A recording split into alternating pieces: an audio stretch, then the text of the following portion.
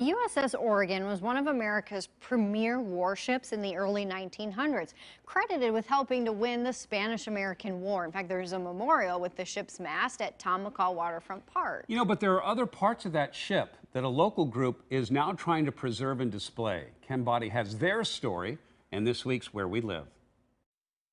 They're doomed to be scrapped if something isn't done with them, and they're in bad shape, but you can restore them.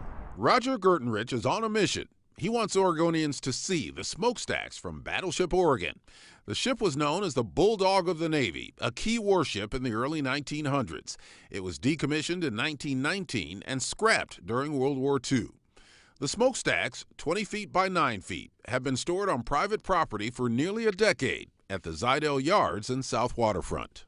They're part of our history, so why should they be languishing in a place like this? Why shouldn't they be displayed?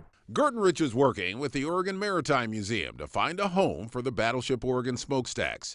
They believe it should be here, with the ship's mast at the Battleship Oregon Memorial at Tom McCall Waterfront Park.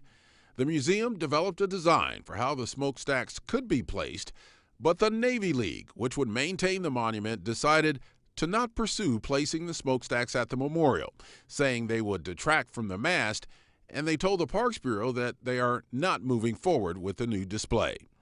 That sends the Maritime Museum back to the drawing board.